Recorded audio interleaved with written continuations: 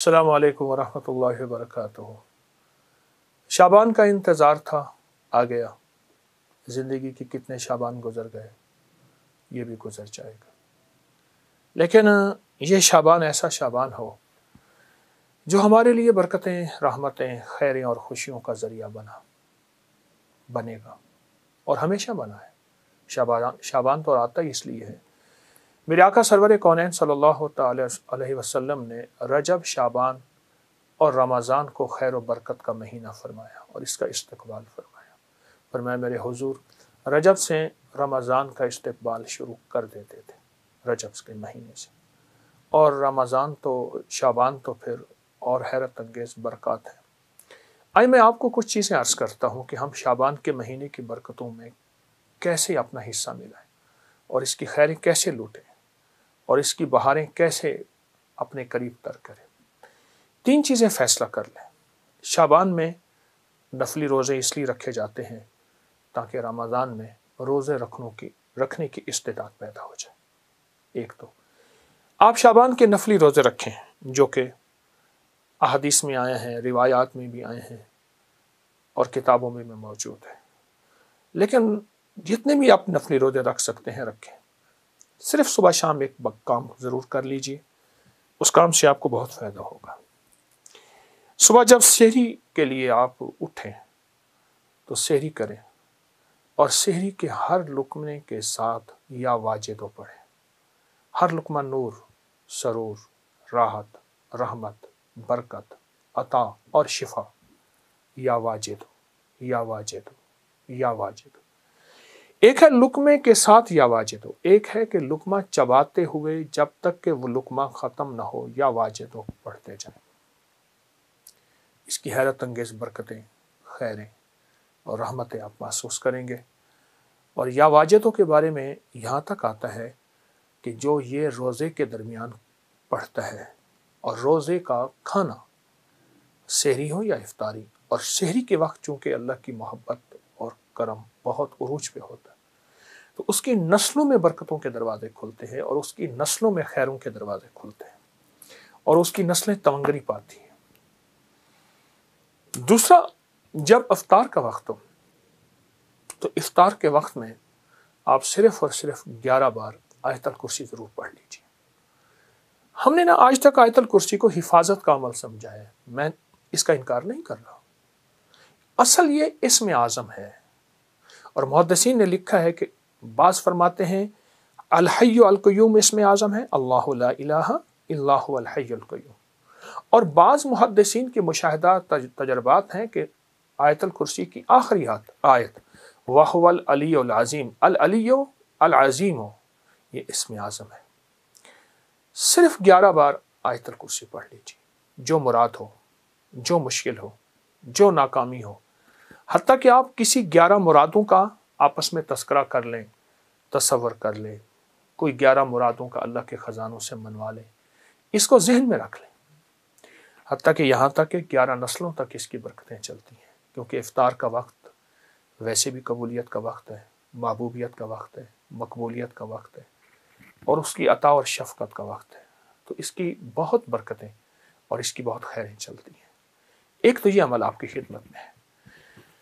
دوسرا، 15 شعبان جس کے بارے میں مستند روایات میں کہ فرمایا تقدیروں کے فیصلے ہوتے ہیں، زندگیوں کے فیصلے ہوتے ہیں، رزق کے فیصلے ہوتے ہیں، عطا کے فیصلے ہوتے ہیں، کس کے بارے میں اللہ کی صفت قابض کہ اس کا رزق چھین لو، اس کی روح چھین لو، قبض کر لو، اور کس کے بارے میں میرے رب کی صفت باسط وسیع کر دو اور وسیع کر دو، اور اللہ کی صفت واسع رزق وسیع کر دو، صحت وسیع کر دو، عزت کے تاج پہنا دو۔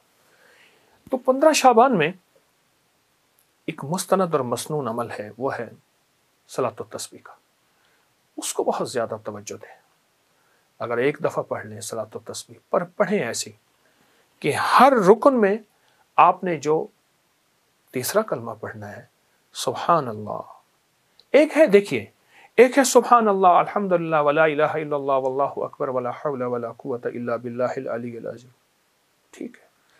ایک ہے ٹھہر ٹھہر کے، اور ایک ایک لفظ کو جذب کر کر کے، اور ایک ایک لفظ پہ اللہ کی محبت اور توجہ دے دے کر، اور ایک ایک لفظ پہ پورا دھیان جمع کر سبحان اللہ الحمدللہ ولا الہ الا اللہ واللہ اکبر، اللہ کا نام لیتے ہی ہمارے دل میں اللہ کی عظمت آ جائے، اللہ کا نام لیتے ہی منہ میٹھا ہو جائے، اللہ کا نام لیتے ہی حلق بھر جائے، اللہ کا نام لیتے ہی رواں اور انگ انگ ایسے رونگٹے کھڑے ہو جائیں۔